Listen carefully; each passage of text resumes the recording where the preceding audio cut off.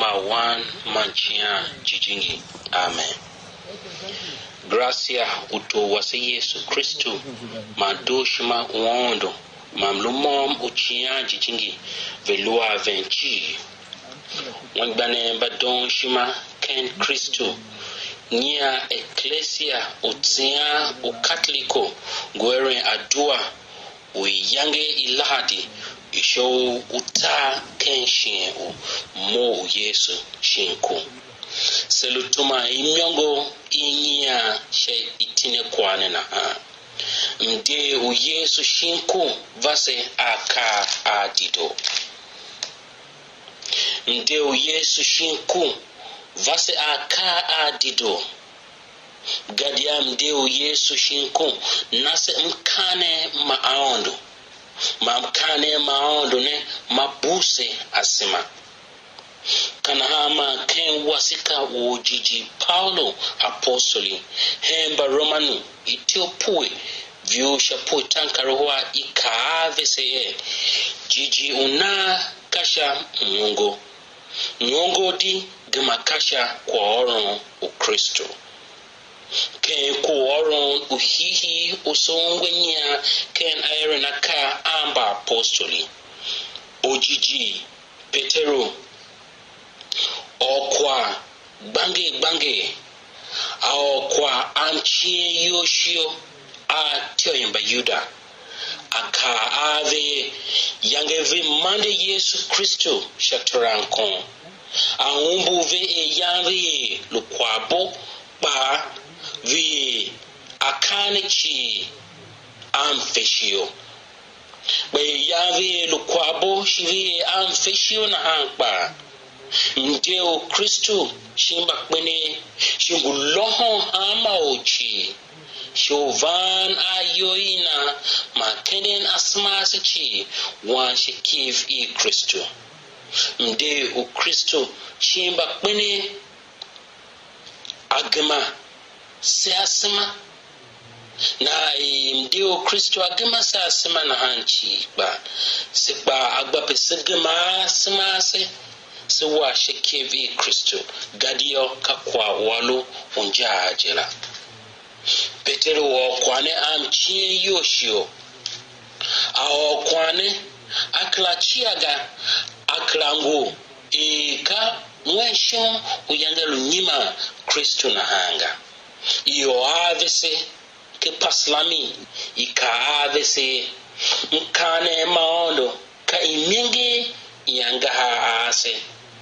ma yuange igbenda wasepa kivyange inya ikaavese I Kristo ande hemba apostolio ayakwayan ave anongo tesen iona hen ave sheva ka unde shimba benevyo aumbu vekbae aka ayange unworon ave chi aka ayange unwerenchi unwe akane chi she romabra una kulevoyo ivanengere ke atindi amose o profeti man paslami na ha bako vese usekad nyaya mde u Yesu Kristo shinku avase ayembe mde u Yesu Kristo shinku anasabem avase abem shitachi Ndeu Yesu Kristo nasamba jiji una ken Yesu Kristo shau tende dwana ma aka ayange o a apostolichi Ndeu Yesu Kristo vasa jiji una ma asima atenke anase tahaf mbushayo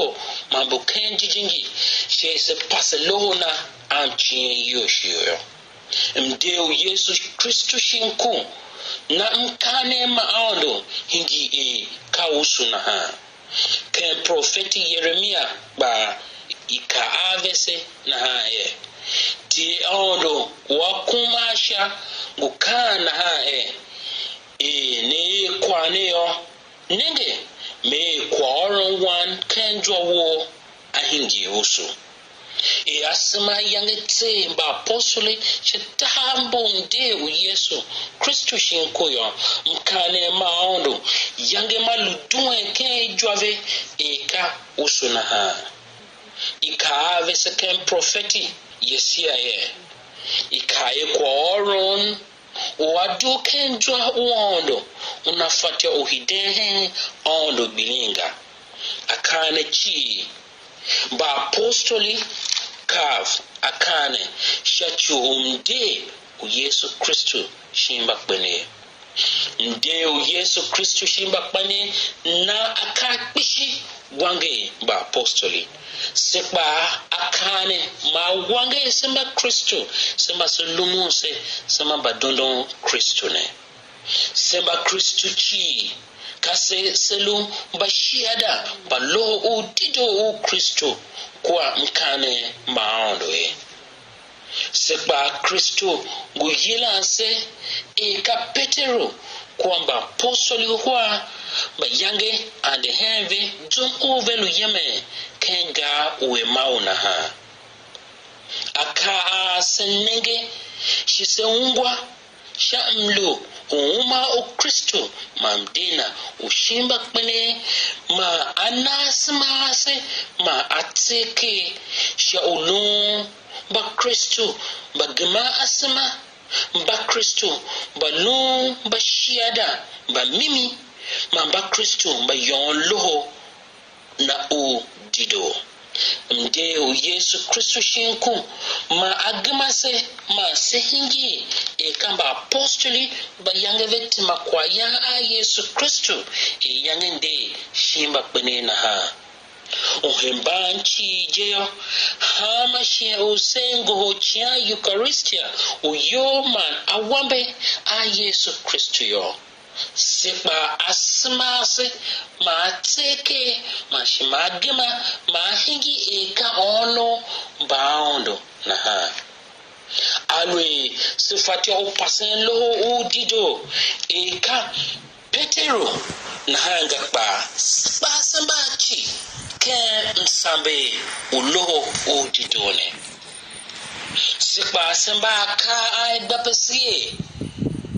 ma afaye mimije nde ushimba kwenene agemasasima shi atese asima bayo sifatio una kwa ya he wangbane asef shi una akondo he angbane asef mbavelu ken bianave shi mbavelu akwaga shi vekba va nenga mdoma Kristo ma va dondo iron ma itese I Kristo bayo sifatio ren mse shetachi shi bem nava sheta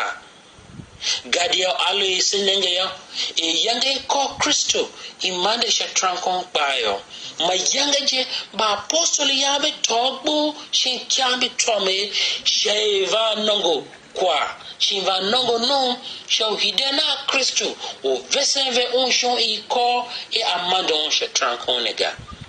ba yange vemagene hiya be yevese be yem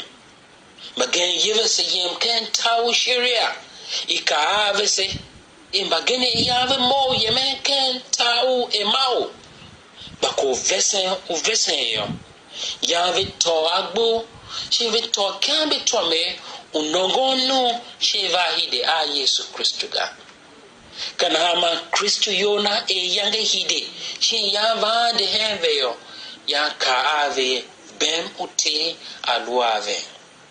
kabem Kristo asoye ba apostoli ma ve pason shetachi shetane chi walwa bem shimaye sepa alo sefati o yonlo dido ken synagogue shin ken yo adua shin sha komagbenda shin sha kaswaga pa sefati o tesen doshima maedo he angbane ase mhebanchi je angbane ase mbavelusha yochi ma veluao unanenge sha vepagayo kalo dido gene o vesen o semba Kristo chi sefati o pasengela alwe sifatio pasen lo dido e kapetero a passe ke na erena kamba apostoli nya na hanga ba sifatio pasen lo dido shaude angbane ase akabo ave he na vese sifatio tende shaji a ishi angbane ase yo se sove kem lu wangeve maseve mamsenpa alwe sinenge sha iron akamba apostoli e yange Kristo yava kwena ha ba apostoli yave to agbo shamba ya be call Kristo the madon shatrankonga ba vemba gene bishi yave lu bana jiji uhemba chijeyo e Kristo yava ande hen avena ha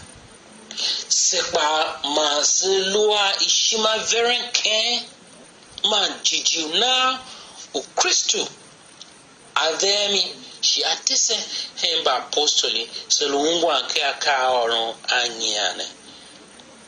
kajijuna wase una nasitav makashima verenken yase yana se gbogbo osheyo maken jijinge sho passe lo udido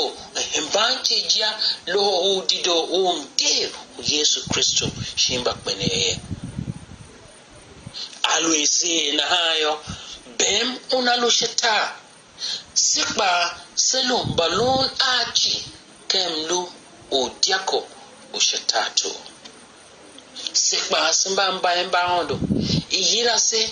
sho passe ndeu Yesu Kristo shinko e kamba apostoli na ha serum sen she yange nya she Kristo una bose asama ma senenge aka adido am deu Yesu Kristo shimba kwene avese amine ma sekaf e ilubem igba pese passe shatayo ma sekaf e igba pese tave shima shamlu aka iron a Kristo